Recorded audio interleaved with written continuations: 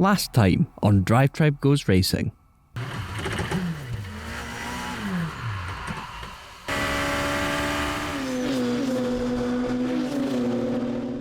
So here we are, race day at Snetterton. The nerves are definitely building up. Qualifying is in about an hour's time and sadly it's still a bit damp. It's supposed to be drier later in the day, but I don't think I'm going to expect much from myself in qualifying. Just get the car around, build up some sort of heat in the tyres and hopefully post some sort of time. It'll be 2 races today, 2 20-minute races, and yeah, I'm just going to have fun and see how it goes.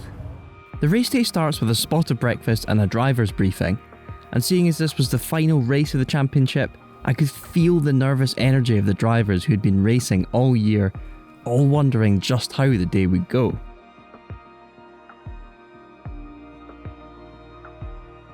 Having brought the car back in one piece after practice, my mechanic Tom had everything shined up just nice, in time for my first ever qualifying session.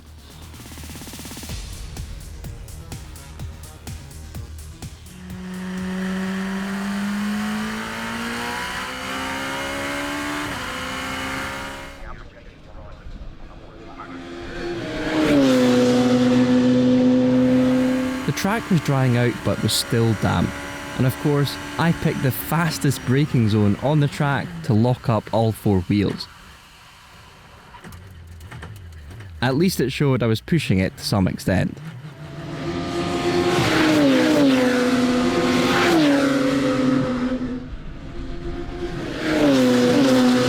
In the slick conditions, my confidence wasn't really there, so I end up with a 2:34 and I'm P18 on the grid. The aim for my weekend was to show what it's like to go racing with no past motorsport experience, just being someone who has been a motorsport fan all of his life and simply loves driving cars. It's not about lap times or positioning at this stage, it's purely about taking a first step into motorsport. My first qualifying session is over, and to be honest, I'll take it. I've been told I'm 0.3 of a second away from the guy in front of me, so I'm not seconds behind, and yeah, I'm pretty happy with that. I was getting to the point during that qualifying where the front was pushing. The driver coaches have constantly saying, get to the point where the car is understeering on that wet tarmac, and I've got there numerous times during the session, so it shows that I'm finally getting the car to where it needs to be in the wet. Hopefully it dries out for race 1, because that's where I'm much more confident, but we'll need to wait and see.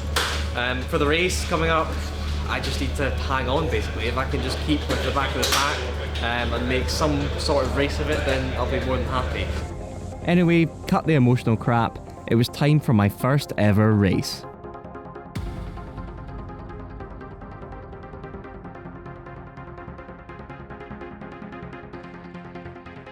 Now, first corners are almost always the diciest part of a race, and I was about to learn that very quickly.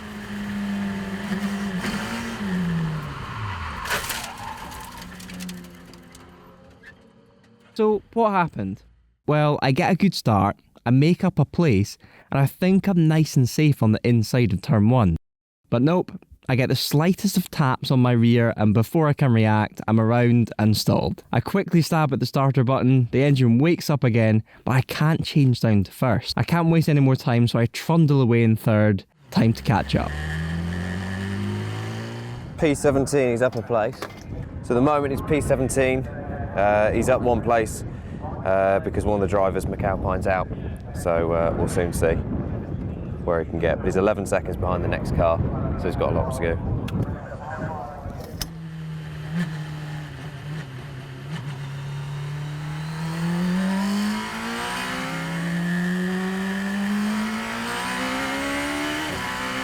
So we've got another driver out.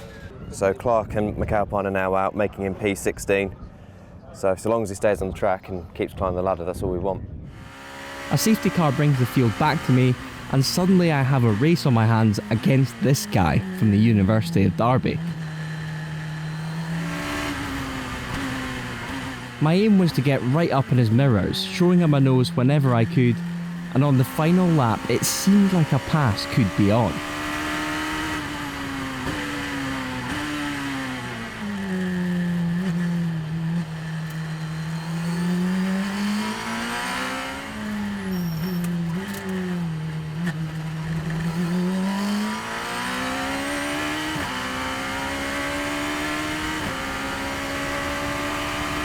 So my first race ends in a P16 finish.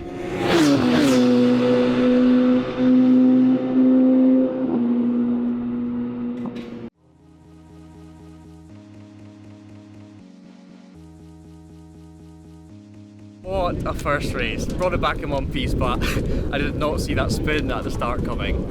I thought it was all over then, but thankfully there was a safety car and I managed to catch up and had a great race with the guy from University of Derby. It was really clean. I definitely had him for pace. In the braking zones, he was getting really sideways and skittish, obviously panicking a bit on the brakes. If I just managed to stick a nose in, or even up to stick a nose in, I probably could have got past him, but there just wasn't an opportunity. But you know, I finished my first race, wasn't the cleanest, but yeah, absolutely loved it. My heart is pounding. I got up very early this morning, but I am very awake right now. Let's go and congratulate the guys on the podium. So, having looked at the footage from race 1, there's some really interesting things that we've found with the driver coach kind of showing me what I was doing. What I seemed to do is, when I got behind that guy at the end and was having that cracking race with him, I turned into the corners with him. So instead of waiting for the turning point and getting a nice turn in and then on the exit, I see him go and then my eyes and then steering wheel go with him. So that's just a learning curve that I need to blast through, I guess. I need to just commit to my own lap because I was really shutting down some of the corners and meaning I was really slow getting out of them. So you can see me and the guy sort of concertina around the track. So in the next race, I've just got to commit to essentially my own lap, my own braking points, my own turn-ins, and try not to sort of zone in on the guy in front.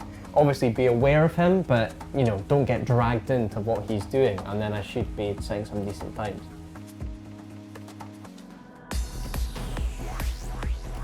With my confidence growing, it was time to learn from the earlier drama and get stuck into race 2.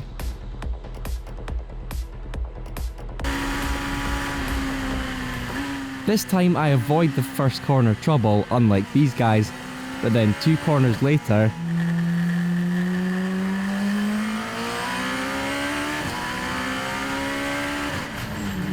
I think that guy needs some spatial awareness classes. As you can see, he dented my mirror out of position. Considering how important checking your mirrors is when being a racing novice, that became quite stressful. And it isn't long before I'm back with my friend from the University of Derby.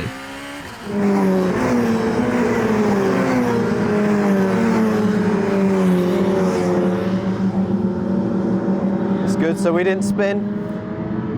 Now my pal in front obviously gained some confidence from the first race, and our pace was almost identical.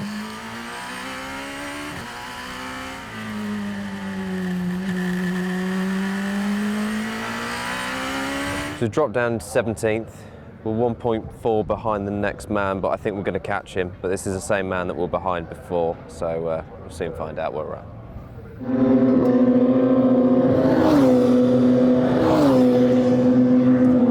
Still, with other drama going on around me, I managed to bring the SR1 home in a position that I was happy with.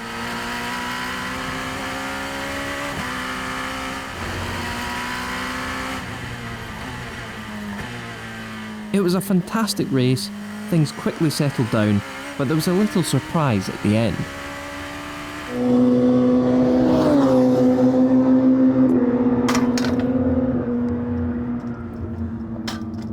That's it. Oh, we did finish in P16 though. Yeah. Hunt didn't finish. Thankfully, driver coach Bradley had some nice things to say. Yeah, it's pretty good. I mean, it's such a steep learning curve in the SR1. So for him to just rock up and do so well in the 2 races, and he actually was racing someone. So I think it proves that people can come into championships like this, and you know, with not much racing experience, and actually compete. So yeah, he's done really well. So that's it, my race day comes to a close and I cannot recommend it more. The adrenaline rush you get when the car's gripping, you're going through the gears and you've got someone to chase. It's absolutely amazing. I had another battle with a guy from University of Derby, but he definitely gained some confidence by the second race, and we essentially just followed each other around. He sadly nipped ahead at the first hairpin, and that was kind of it, done and dusted by then. But we had some spinners, so as Jimmy Broadbent would say, not last. There was a guy who span a couple of times, so I came in P16 out of 18, so I'll absolutely take that. Actually, it might be out of 20 considering what happened at the first corner. What a day, what a car. The little SR1, I keep calling it the little SR1. It's an absolute beast of a thing. All the downforce, all the grip that a mere mortal could ever really cope with. I absolutely love it. I couldn't recommend the Radical SR1 enough. I was definitely nowhere near a podium, but maybe someday. I hope you guys enjoyed this racing content, and actually we have some plans in the works that are taking things to the next level, so stay tuned for those. If you enjoyed this video, give it a thumbs up and don't forget to subscribe to DriveTribe.